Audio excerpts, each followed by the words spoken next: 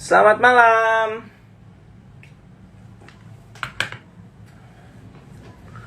Nggak ngaruh nih pakai TV sama enggak. Matiin aja deh. Em,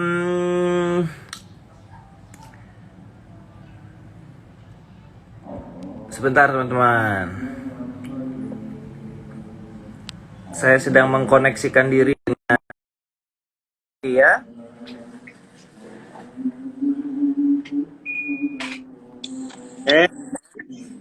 Halo. Gaptek gue, sorry.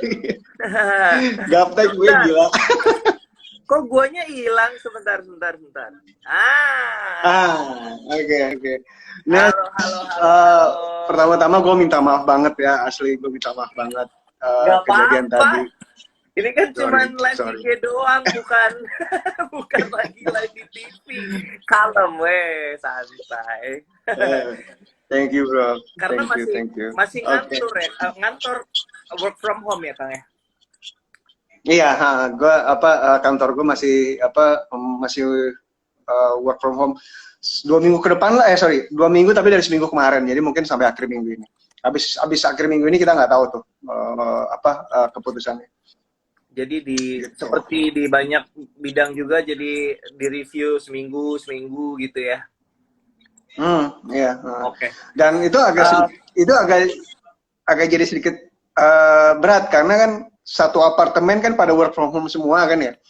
Jadinya semuanya pada pakai internetnya jadi lambat. Sama Buat gue juga kerja kan. gitu di sini. Di Iya. sini pun terjadi Pak. Saya juga mengalami. Iya. Saya juga mengalami teknisinya udah datang, terus teknisinya hanya bilang kita udah bingung Pak, nggak tahu lagi mesti gimana. Iya. Aduh ampun. Ya, but it is what it is. Lumayan. Oke, Gitu. jadi teman-teman hari ini Retro Stop kita sudah terhubung dengan Aditya Mulia, penulis dari beberapa novel dan juga skenario film yang paling ikonik mungkin Jomblo yang lo tahu dari selain di buku, di filmin pun udah 2 kali. Tapi ini yang salah satu yang unik, beliau ini profesi utamanya sebenarnya sehari-harinya tetap kantor, kenapa nggak dilepas aja sih itu kantorannya? Iya, itu dia. Gue juga gimana ya? Mungkin is that a apakah gue boleh menjawab itu? Iya dong, iya gue penasaran. Oke. Jadi mungkin karena gini, mungkin gue termasuk teman-teman yang meniti karir dulu baru nulis. Jadi kita udah lama meniti karir, menspesialisasi di bidangnya, kemudian kita barulah nulis dan dapat rezeki dari nulis juga gitu. Jadi gue mungkin satu keranjang dengan Ferdi Riva yang dia kan udah lama ngambil spesialis gitu kan, spesialis mata, sayang kalau dilepas kan. Kemudian Ikan Natasha juga jadi banker. Betul. Ya betul. Jadi kebetulan waktu gue masuk gue jadi manajemen trainee dan jadi ya waktu itu agak sayang lepas dan ya ever since ya seperti itu. Oke. Gitu sih. Baik, tapi setelah terakhir bajak laut judulnya gue lupa, gue baca tapi lupa. Bajak Laut dan Purnama Terakhir. Bajak Laut dan Purnama Terakhir itu berarti tahun berapa? Udah lumayan lama ya? Itu gue selesai nulisnya akhir 2018, dia terbitinnya Mei 2019. Oke. Terus belum ada sequelnya lagi? Belum ada sequelnya lagi. Gue lagi mikirin yang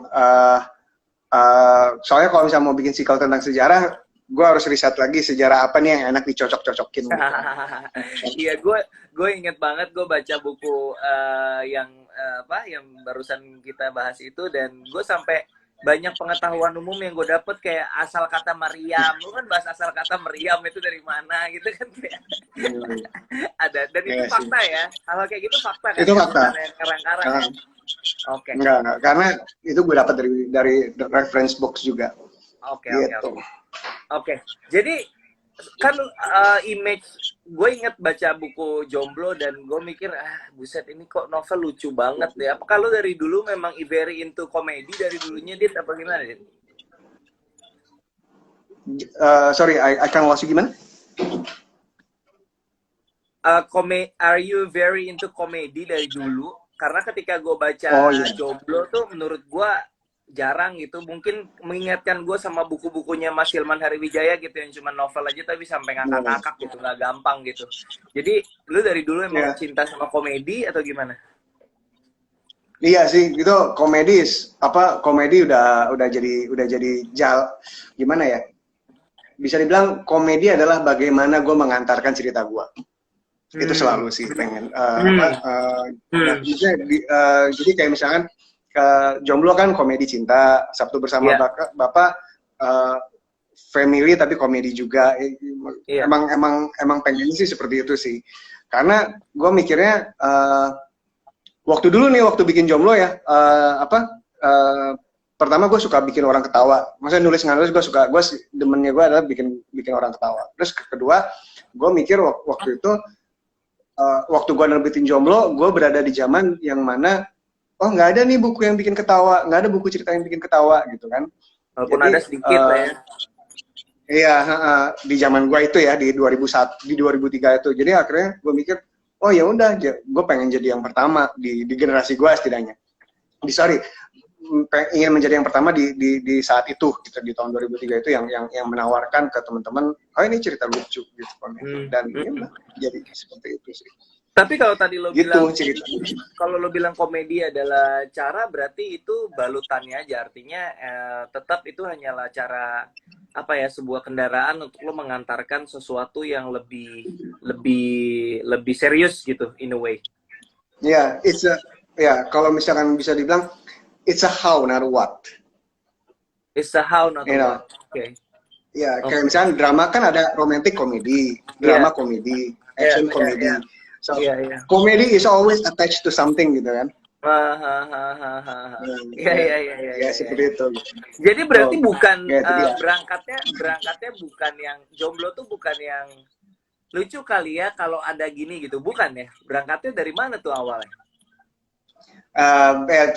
Berangkatnya sih cuma dari waktu masih kuliah ada banyak cerita teman-teman, cerita-cerita ngaco gitu kan, teman-teman.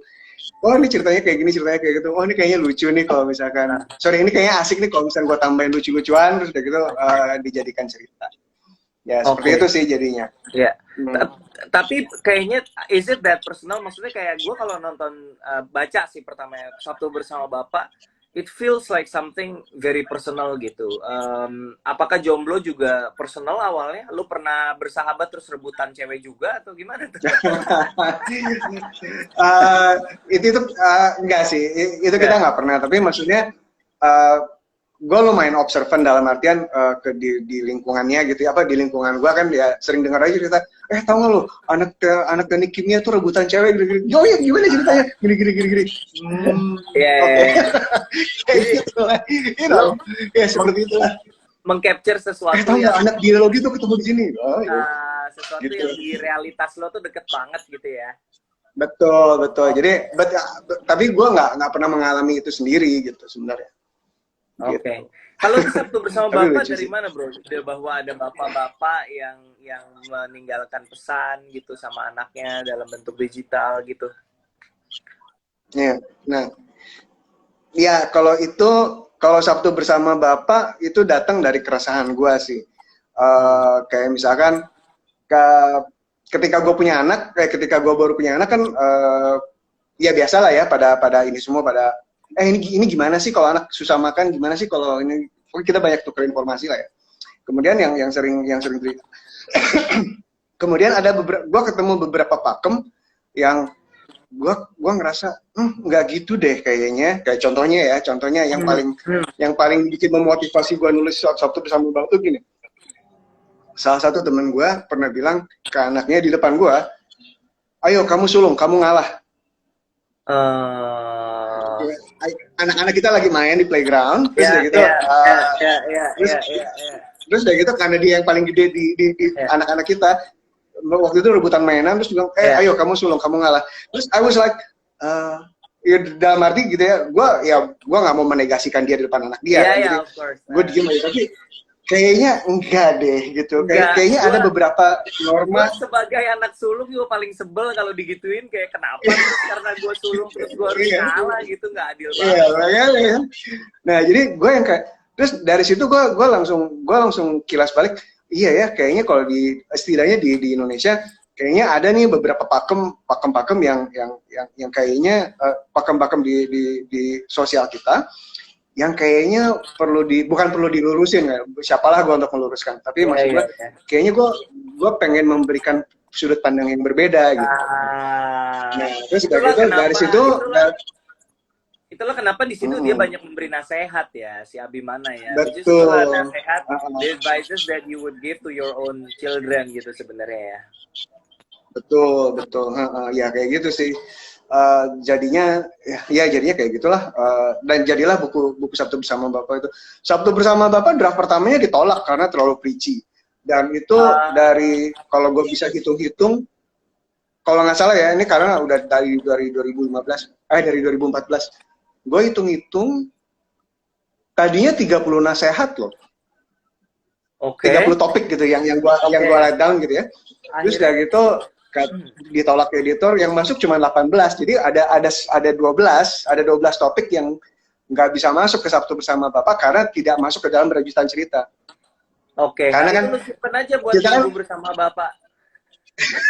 Minggu Bersama Mama. Iya. Bersama Ibu. Bisa. Nah, itu dia sih. Jadi, karena kan maksud gua kita juga nggak bisa maksa juga ya nasihat-nasihatnya. Maksudnya kita harus jalinan ceritanya harus bagus juga gitu. Nah, nasihat itu hanya bonus-bonus kan.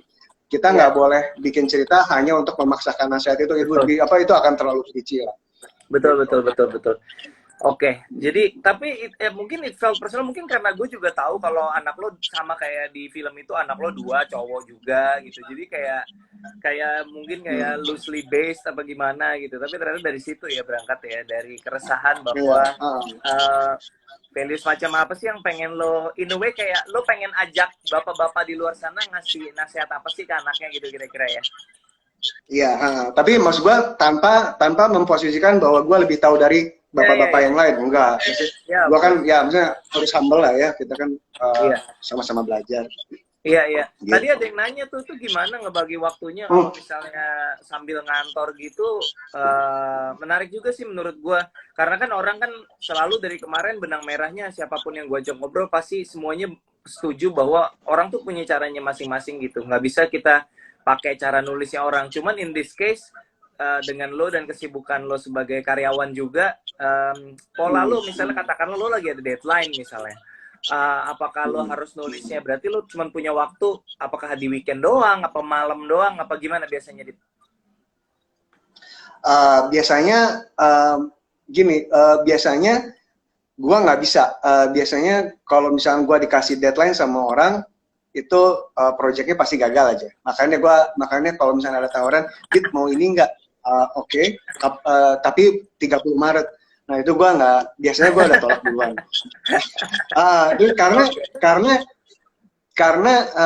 Karena gue masih belum, kayaknya gue belum punya kemampuan karena gue belum punya kemampuan melawan stres deadline ya.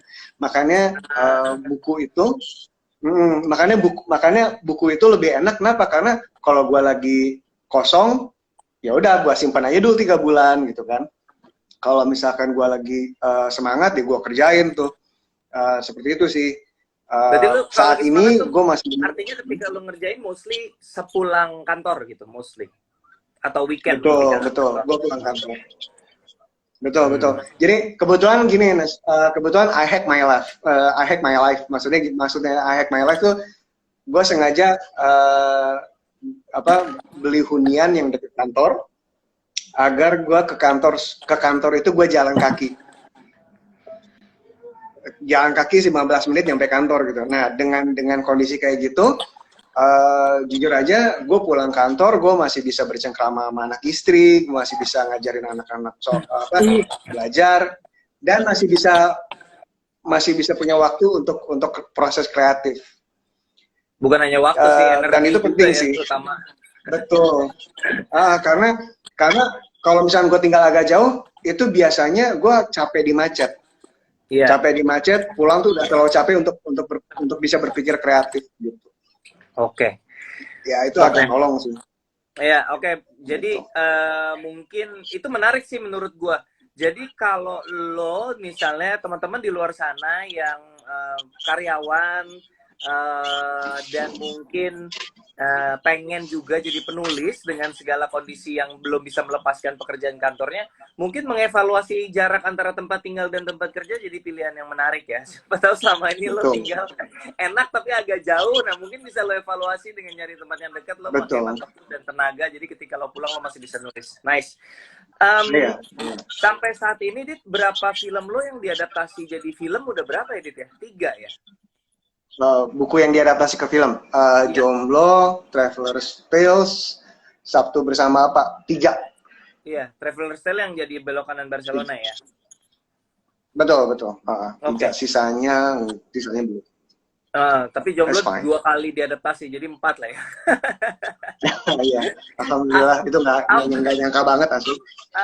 tapi skenario-nya nggak semuanya lo yang nulis ya?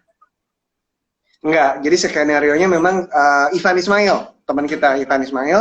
Hmm. Gue cuman sebagai sedikit konsultasi aja sih sebenarnya. Oke. Gitu.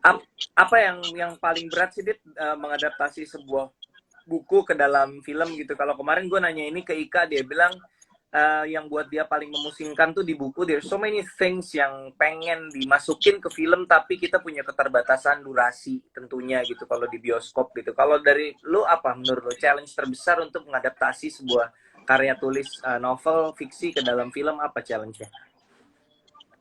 Iya, itu sih. Durasi sih. Terbatas sekali kita durasinya. Jadi mau nggak mau harus ada yang disacrifice, mau nggak mau harus ada yang kita korbankan, dan dan memang itu menjadi klasik ya. Maksudnya semua pembaca pun akan komplain. Oh, kok bagian yang ini kebetulan gue suka, kok malah nggak ada gitu gini gini. Ya udahlah. Ya itu pengorbanan yang kita harus lakukan. Bener sih, bener kata Ika sih. Memang masalah durasi. Strukturnya kan terbatas ya, 90 Ya, menit.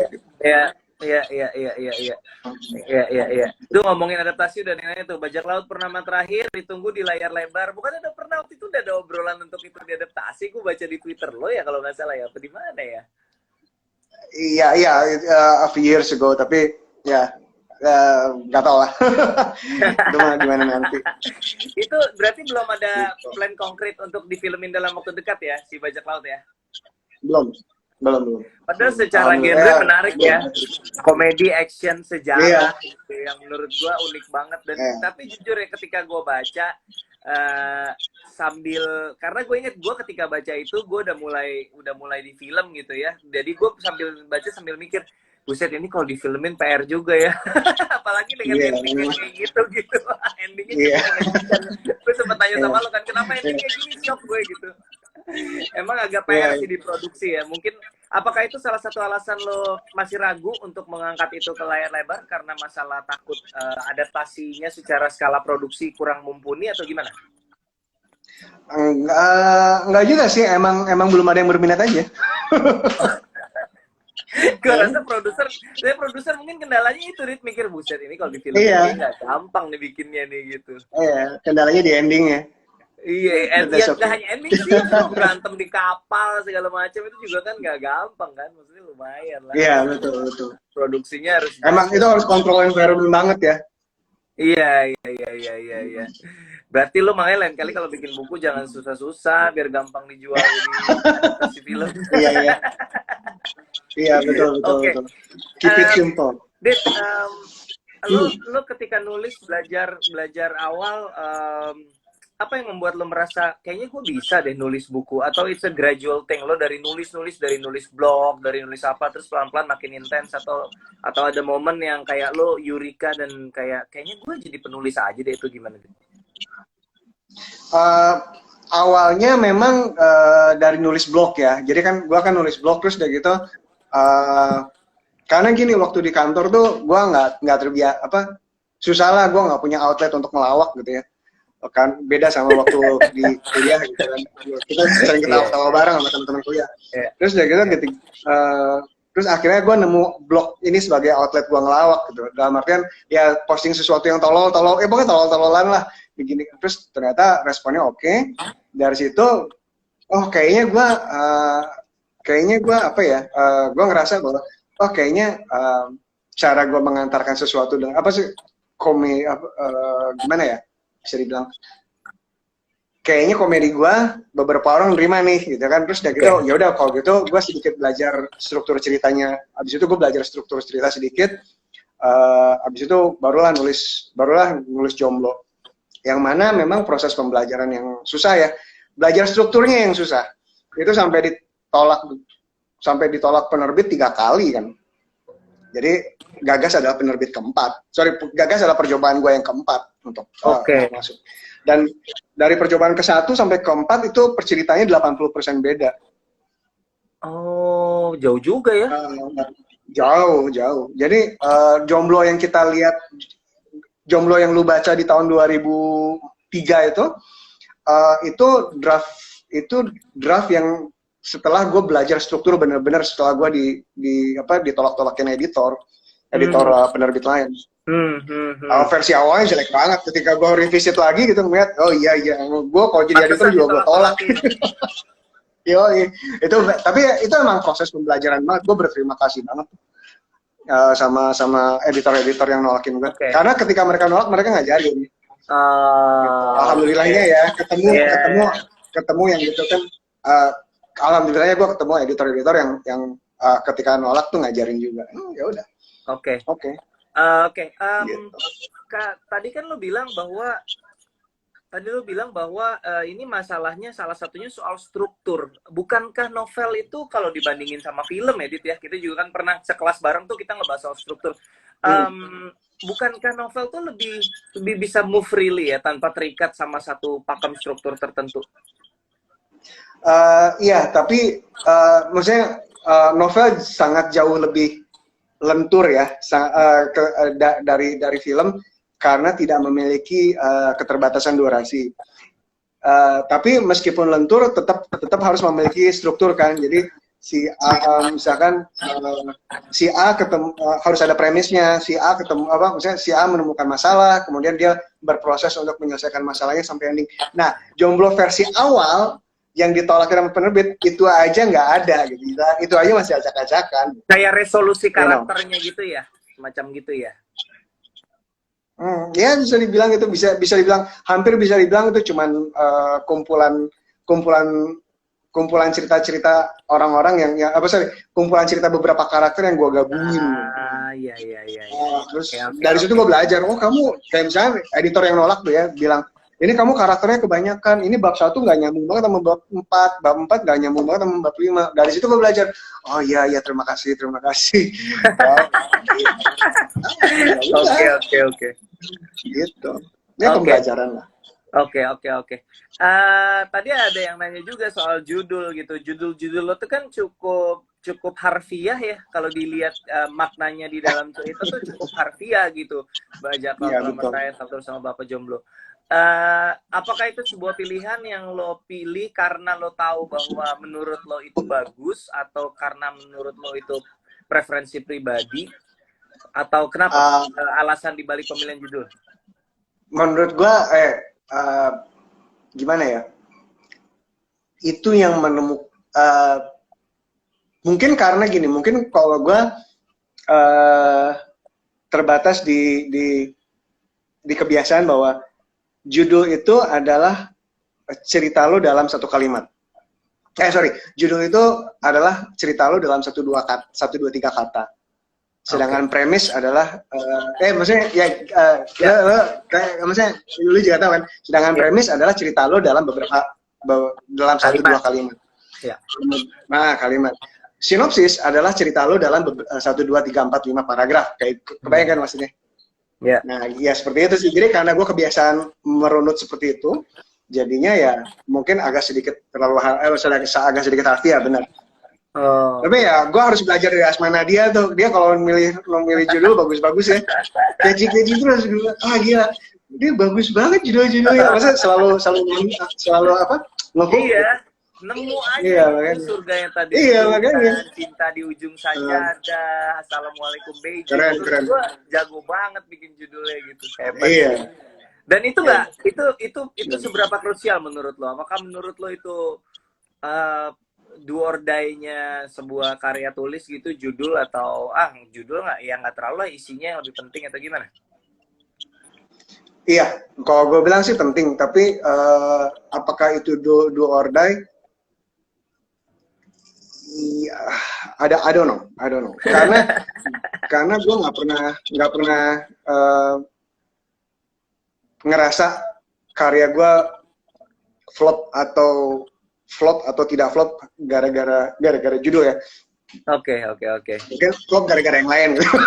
Iya. Flop gara-gara ceritanya jelek mungkin. Oke. Gitu. Iya. Tapi but I do agree bahwa itu luar biasa penting sih. Judul. Oke, tuh ada yang nanya, judul lo tuh ditentuinnya dari awal, maksudnya atau sambil as you go along, kadang-kadang lo jalan belum ada judul dicari belakangan atau gimana? Fleksibel sih gue, kayak seperti yang gue bilang tadi kan, judul adalah cerita lo dalam 1, 2, 3 kata. Tapi kalau misalkan along the way kita menemukan inspirasi yang lebih baik, ya ambil. Gitu. Jadi lo nggak saklek ya, artinya judul-judul lo itu ada yang nemu di awal, ada yang nemu di tengah-tengah sambil jalan gitu ya? Betul. Nah, si siapa? Jomblo aja bukan gue yang ngambil. Jomblo aja Muammar MK. Dia kan yang ngedit gue. Iya, ngejudulin. Terus udah gitu, tadinya judulnya bukan itu, terus udah gitu, ini apa ya judulnya? Udah jomblo aja. Terus jomblo apa? Ya udah jomblo aja. Oke, ya udah. Oh, gue berterima kasih banget sama beliau. Gila, itu sebenarnya untungnya timing lo pas sih, karena mungkin ketika novel itu keluar, kata jomblo itu termasuk sesuatu yang relatively new at that time mungkin ya, Dit ya. Jadi belum terasa overuse juga gitu, masih enak gitu, catchy, langsung to the point gitu. Kalau sesuatu yang udah sering banget dijadiin judul di mana-mana kan basi juga jadinya ya. Ya, betul. Timingnya asik, Mel. Kalau GG Mencari Cinta, Dit, itu kan soal anak radio ya. Iya. Nah, itu kenapa nggak diadaptasi ke film? Apakah dirasa sekarang dunia peradioan sudah tidak semarak seperti dulu zaman-zaman kita kuliah, C?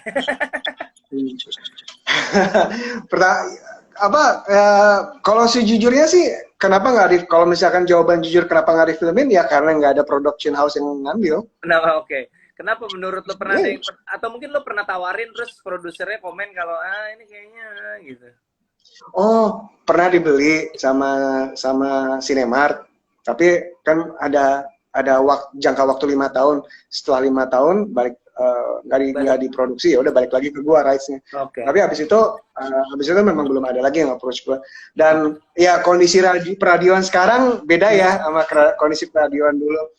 Tapi kenapa gua ngambil background radio? Memang soalnya itu cita-cita nggak kesampaian sih, Nes. Maksudnya waktu zaman kuliah dari tahun 96 sampai 2001 itu pengen nyambi sebagai kerja di radio kan, tapi ditolak. Wah, gue udah berapa kali ngelamar. Nggak harus penyiar, bisa scriptwriter, bisa produser. Iya, justru itu. Gue sih udah tahu diri. Gue udah tahu diri nggak apply sebagai penyiar, tapi gue sebagai produser, scriptwriter masih ditolak, bos. Ya udahlah, ya udah bukan ini gitu ya. Bukan rezekinya. Mungkin rezekinya nulis tentang radio. Iya. Gue sebagai anak radio Bandung tahun 2002 sampai 2007 kayaknya ya, waktu itu ya 2006 apa ya, lupa persis. Itu memang rasa tahun-tahun itu late 90s early 20s tuh radio tuh memang primadona banget sih ya, deket banget sama keren ya. Muda gitu. Asli keren banget. Nah, tapi lu apa? Siapa Ardan? Gue di Paramuda, radio gue Paramuda. Iya. 99 ya? Atas. Hah? Iya, 99 ya? 99. Itu 99ers, beda lagi. Nggak, Paradigma gue tahu. Siaran sport pagi-pagi. Kenapa program gue jadi top rated? Karena dulu tuh orang belum bisa lihat skor di internet kan. Internet tuh kan masih jadi barang nggak ada di handphone. Lo kalau mau internet kan harus ke warnet. Jadi gue pagi-pagi bacain skor bola, bacain skor basket. Itu orang dengerin. Keren. Seru. Good old time. Oke, jadi sekarang lagi ada naskah yang lagi lo persiapkan dengan serius, Dit? Atau lagi nggak terlalu lagi santai aja untuk urusan kreator, menjadi kreator sekarang ini? Sorry tadi ada WhatsApp masuk. Jadi kalau gue untuk fiksi lagi nggak ada.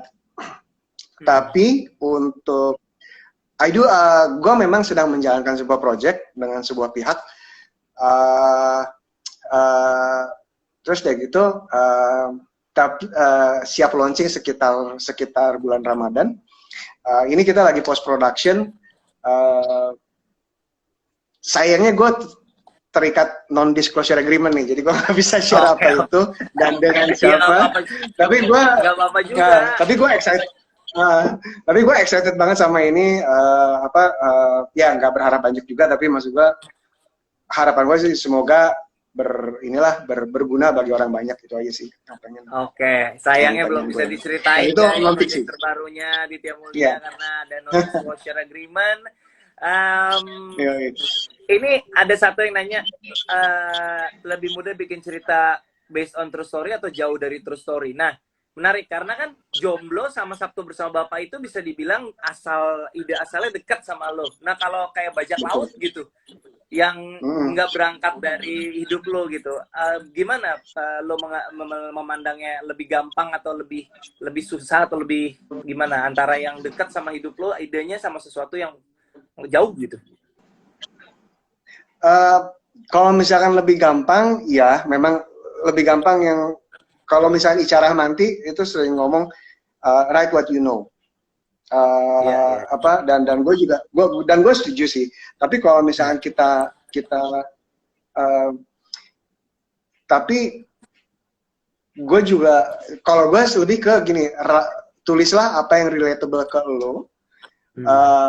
Dan apa yang relatable ke lo belum tentu isi perut kita gitu. Jadi jangan, kalau gue sih termasuk yang ya apa yang terjadi di rumah gue nggak share gitu ya.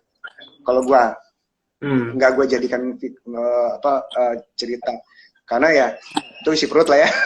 Terus, meskipun itu sangat gampang.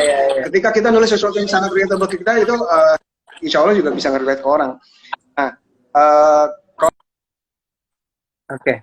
kalau misalkan nulis Bajak Laut memang banyak risetnya, tapi I don't know, kalau gue menikmati keseruannya. Kalau gue menikmati keseruan baca referensi gitu ya. Wah, ini lucu, ini bagus nih. Oh gini ya, Belanda dulu kayak gini ya. Ternyata bahasanya kayak gini ya. Itu kalau gue sih menemukan joy tersendiri, mendiscover hal seperti itu. Oke. Gitu. Jadi kalau ditanya tadi pertanyaannya gampangan mana, mungkin lebih gampang kalau itu karya dekat dengan hidup lo pribadi ya. Cuman kalau itu sesuatu yang baru juga pasti ada pleasure lain, dalam hal ini excitement risetnya dan mempelajari sesuatu yang baru gitu ya. Oke. Dit, last but not least, gue pengen minta tolong sama lo kasih satu advice, things you wish you knew ketika lo baru mulai menjadi penulis. Oke. Things I wish I knew ketika baru menulis adalah struktur cerita yang baik. Itu adalah modal kita untuk membangun cerita yang bagus. Terus lu bisa sarankan orang belajar itu dari mana? Belajarnya dari mana menurut saran lo? Nah, itu belajarnya dari kelasnya Ernest. Nggak, itu bukan seriusan. Seriusan karena tapi be it scenario atau be it film, sebuah cerita memang sama-sama cerita 3 babak. Bedanya, satu-satunya perbedaan antara film dan buku adalah kalau film terpaku di durasi 90 menit. Ya kan? Tapi drama 3 babak itu udah standar baku dari zaman Yunani, dari Aristoteles dulu kan. Iya. You know, jadi ya seperti itu gitu. Kalau gue bilang itu dipelajari. Karena pelajari struktur drama 3 babak karena itu berlaku untuk semua berlaku untuk film dan novel. Oke, itu tuh coba sampai Teh Di sampai caps lock tuh. Sepakat hidup struktur. Terima kasih teman-teman yang udah nyimak. Tadi ada beberapa teman-teman juga, ada Jojo tuh, Dit, Astrada kita, Dit, juga tadi ada Kang Kesa juga, Kang Kesa Turnuhun udah nyimak. Dan terima kasih buat semuanya. Semoga obrolan hari ini bermanfaat. Buat yang nggak nonton dari awal, tenang, nanti ini akan gua upload di IGTV. Oke, Aditya Mulia, thank you very much. Hatur nuhun pisan. Thank you, Ernest. Thank you ya. Assalamualaikum. Waalaikumsalam.